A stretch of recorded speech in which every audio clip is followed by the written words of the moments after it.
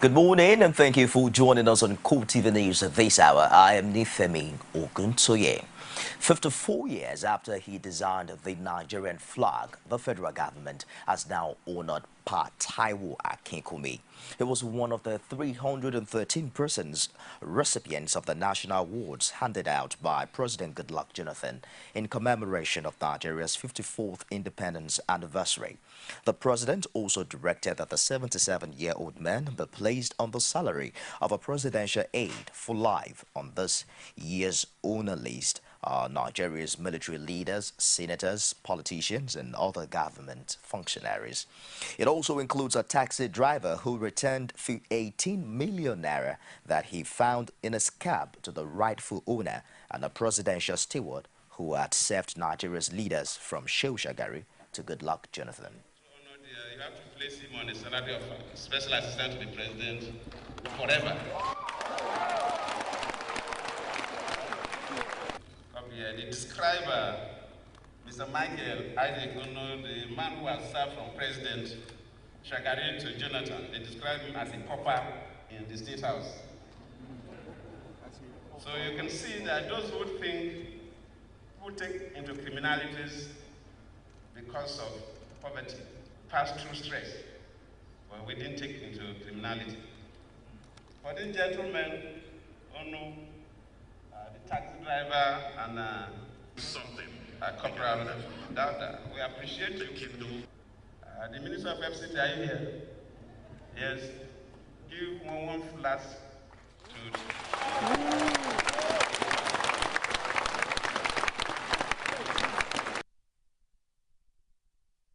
Congratulations to all of them. And now to Ekiti State, where the police commanders arrested 19 persons over the murder of a former Ekiti State chairman of the NURTW, Omolafe Aderiye.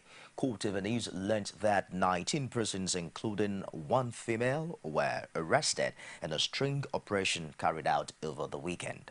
The state's police public relations officer, Victor Babayemi, who confirmed the arrest to journalists in Ado-Ekiti on Monday, did not reveal the identity of those arrested.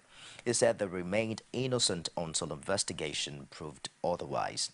Aderiye, a staunch supporter of the governor-elect Ayo Fayose, was killed on Thursday in Ejigbo area of the state capital, Ado-Ekiti. His death sparked violence across the state on Friday, leading to the burning of the house and cars of a former state chairman of Road Transport Employees Association of Nigeria, Rotimi Olabiwonu. Meanwhile, the week-long crisis that rocked the Ekiti state capital last week appears to be subsiding. The unrest, which claimed the life of former NURTW boss Omolafe Aderiye, led to violence that paralyzed all activities and forced the Ekiti state government to declare a dusk-to-dawn curfew. Correspondent Rashid, who went round town on Monday, reports that though normalcy has returned to the state, some people are still fear-struck. Not minding this full-blown commercial activities, the dusk-to-dawn curfew imposed by the state government as a measure to checkmate further violence remains in place, at least for now. The deep scare left by the mayhem which followed the killing of the ex-National Union of Road Transport Workers boss Omolafe Aderiye, among them the closure of all courts except the Federal High Court and Court of Appeal, may have started to take its toll as all cases under their jurisdictions will suffer similar fate. The normalcy and calm that have returned saw the people of the city of Ado-Ekiti going about their normal businesses. Transport operators who were worst hit by the killing of Aderiye are also back to business at the motor parks. Police in the state have also issued a red alert on what they termed plans by some elements to foment trouble. Some residents explained their harrowing experiences during the crisis period and their hope for a long-lasting peace. 3 days ago, we came across different kind of things in Ekiti State. People are running up and down for their life concerning the situation of things around in Ekiti State. But presently, we thank God, things are coming to what we are expecting. I thank God for the situations now. The peace is now restored back to our dear state.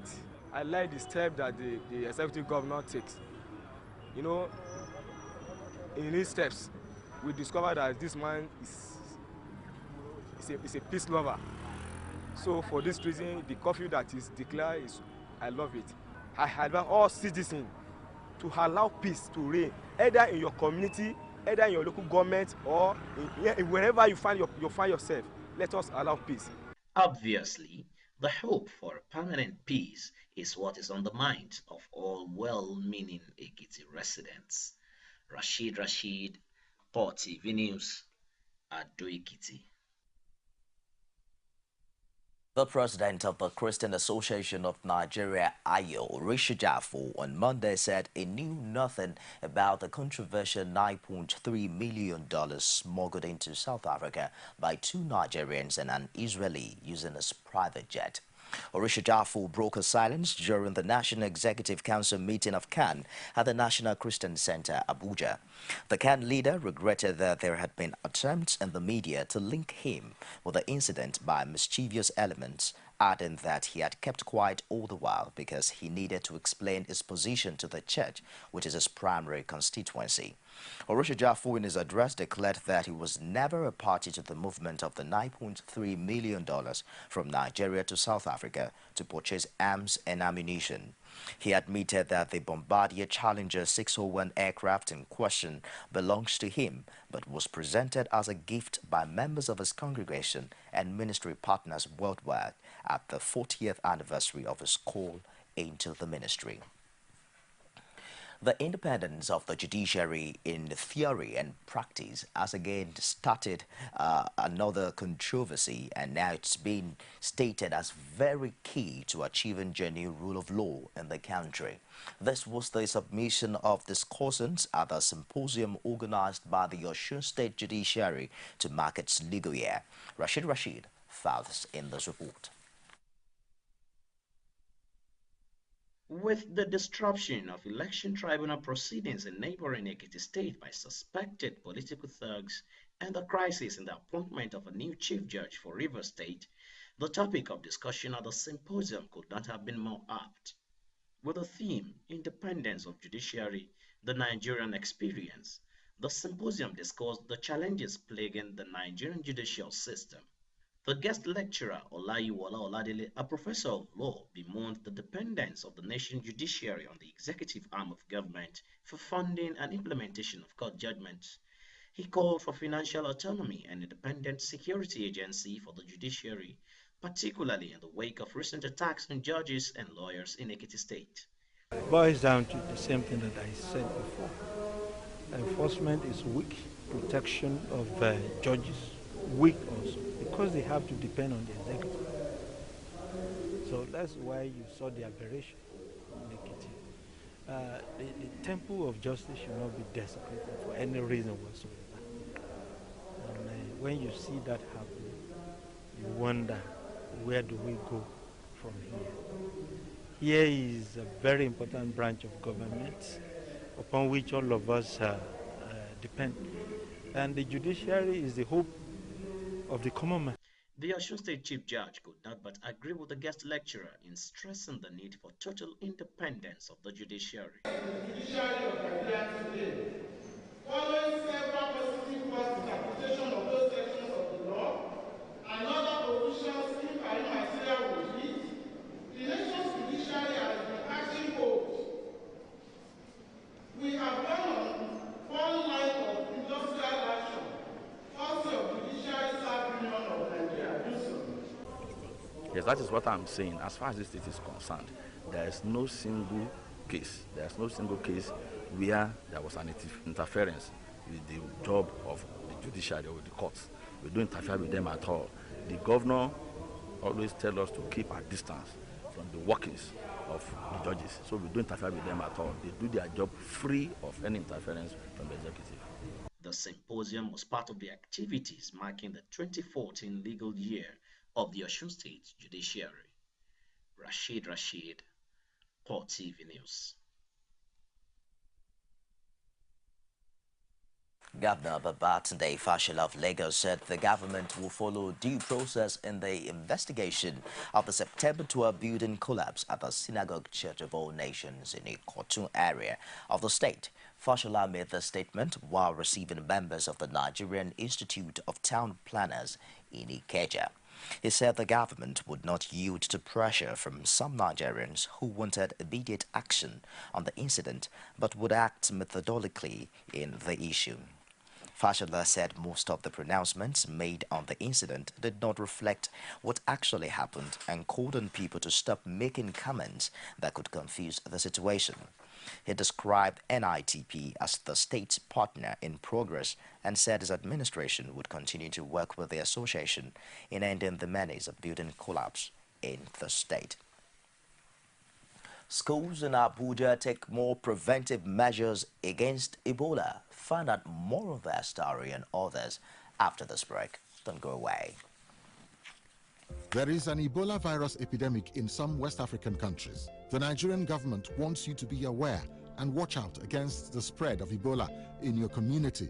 Help keep our country safe and watch out for severe cases of fever, headaches, diarrhea, chest and abdominal pain, sore throat, cough, red eyes, and bleeding from the eyes, ears, and nose, especially when these symptoms are found in persons coming into Nigeria from other West African countries. Protect yourself. Wash your hands regularly with soap and running water, or use a hand sanitizer. Avoid contact with the blood, urine, feces, or saliva of animals like bats, monkeys, gorillas, chimpanzees, or infected persons. The Ebola virus is deadly. Don't catch it. Don't spread it. This message is brought to you by the Federal Ministry of Information. Welcome back. Day-Day market on the outskirts of the Federal Capital Territory on Monday witnessed a riotous scene which actually left many property destroyed. The crisis erupted when the commercial motorcyclist knocked down a woman who was crossing the road. An eyewitness who came to the woman's rescue was stabbed in the back by the motorcyclist, who was later mobbed. Paul Samuel, however, reports that the area is currently under watertight security. Here's his report. It's a Monday morning and the beginning of a new week at Day-Day Market on the outskirts of the Federal Capital Territory. Business owners were out for the day's sales. But at 8 a.m., the story was no longer what the traders expected, as a commercial motorcyclist stabbed a man in the back. But these eyewitnesses say the culprits did not go scot-free. She said food with her barrel. So as she was about to cross the main road, she's almost through with the main road. So the Okada man ran into her, knocked her down. Everybody fell down. So instead of the Okada man to stand up and plead with them, just tell them sorry, or how do you do? He now start the Okada, leaving the passenger, everybody ran away. So on process of running, between that junction there, he was knocked down by another vehicle. So we now go there, call him, bring back, look at people you knocked down, what are you going to do now? The fellow Okada people now start coming. Unfortunately, I was surprised that guy was sampling his goods in the morning. Next thing we see, because the Okada was packed in his shop, so they were asking that they should release the Okada, so the Okada will go. They should give them the Okada, let them go. They're not even after the injured. All they were after is just give them, that's their Okada, let them go. So the very guy, the stab knife at the back. So I'm the one who took him to hospital. So I went to hospital, getting to hospital at Sabri here. So the doctor told me that they cannot continue the treatment. Getting to Tomato Junction, so we saw a huge crowd of people, stoning, hitting, playing all sorts of dangerous weapons. Then we can continue moving towards them. Property and businesses were destroyed within the market. Some traders who were affected narrated their experiences to CoreTV News. As I was about to pack my things, I saw some group of, I don't know whether they are Igbos or Hausa, I don't know their tribe. They were coming with matches and weapons, so they were running towards me. Then I had to leave my things and run away. So I ran back to the house to check how my family were doing. So coming back now, with the help of the market union and some soldiers that helped me come back. As I'm coming back now, I saw everywhere like this. They destroy my shop, both my garewa I park inside, both my egusi.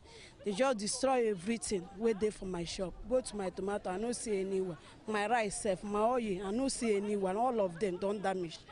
This man parked his car here with the hope that he will return for it.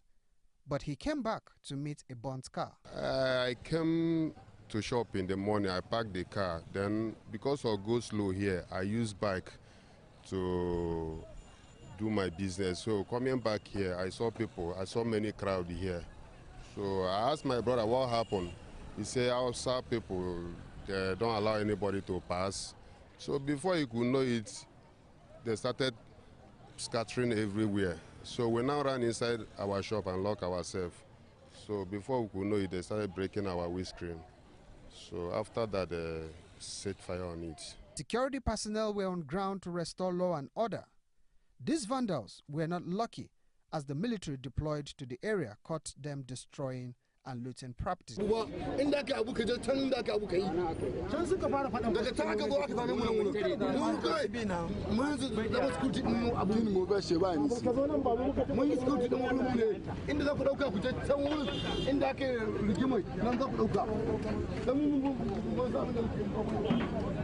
The leader of the police team also confirmed that the culprit has been arrested and is in custody. I speak with you. We have men deployed on ground.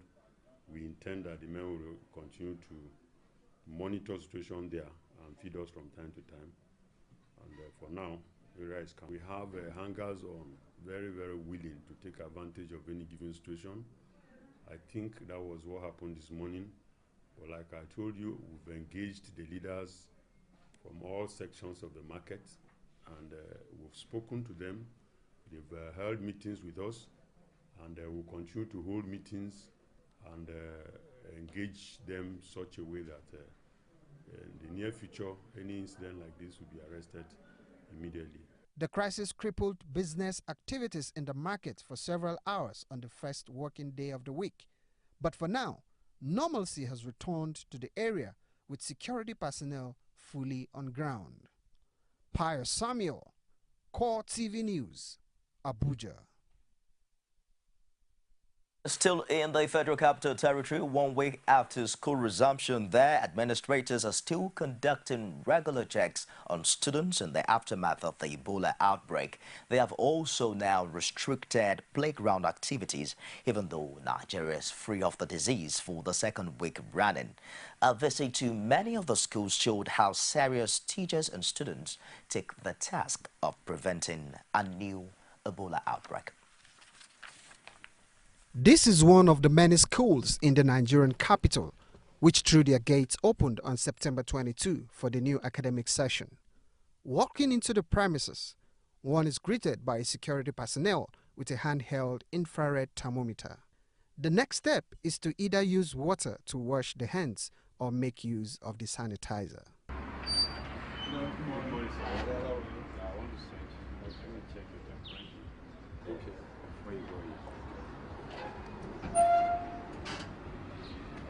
The school principal told CoreTV News that other measures are in place, especially as the pupil ratio increases. During the clubs and society time, all the children were grouped together, according to their age group, and they were being trained on how to make use of the sanitizer, how to make use of the wash hand basin and soap, even at their various homes. Then how to reduce having bodily contact with another person, either infected or not. One of the steps taken here is to restrict playground activities for the time being, but pupils can still interact with contact as little as possible. And among the students, a number of them appear to have a fair knowledge of the disease, but some others see it as a playful opportunity. You don't need to be so scared about this Ebola, because the Ebola is curing small, little by little. What else I know about Ebola is because it is a very heavy sickness that you can easily die about that. It can kill people easily. But all I know that the thing is God has protected us from this Ebola.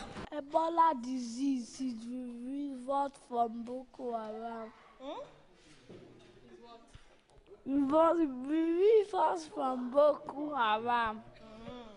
This girl is scared of what she's heard about Ebola, but appreciates efforts made by their school. I thought that I could catch Ebola in the school. Has that happened? No. Okay, when you come to school every morning, what do you do at the gate? I sanitize my hand. With many more schools expected to resume on October 6 across the country, it is increasingly clear that school administrators are heeding government's directive on measures to safeguard the health of pupils and staff. Nigerian children, they're active in the fight against Ebola virus. Now, Nigeria on Monday joined the rest of the world to mark the World Rabies Day. Government officials held a public rally to sensitize Abuja residents on the disease that has killed between 50,000 and 70,000 people yearly across the world. Permanent Secretary in the Health Ministry, Linus Awute, says 44% of rabies victims are from Africa and Asia. We have been able to contain Ebola, but the truth must be said that it is not only Ebola that threatens the foundation of our national health system. It is very, very clear that it is not only Ebola disease that threatens our national health system. Containing Ebola would therefore not mean that we will rest on our oars. We have to put the realization into existence that there are still other zoonotic diseases. And today, we are being reminded through global directive to observe this day as World Rabies Day.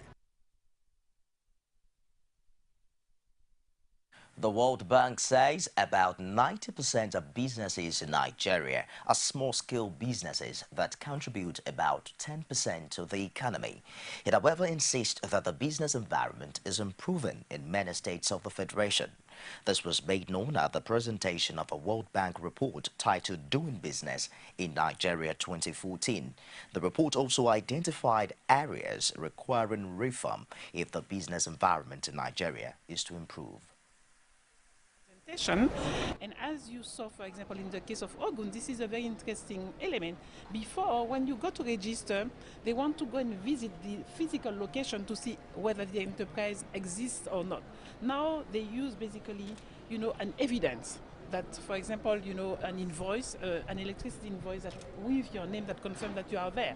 So I think that I'm quite encouraged by that. I think that what has been proposed by the Federal Ministry is to see how to establish a platform where states can learn from each other. We remain resolute in our goal to create a conducive environment for entrepreneurs to thrive and to attract further investment into the country.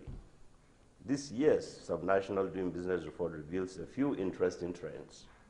It shows that across board in Nigeria, many Nigerian states are increasingly applying best practices in their operations. For instance, 22 states have improved in at least one of the 4 areas measured under this year's survey.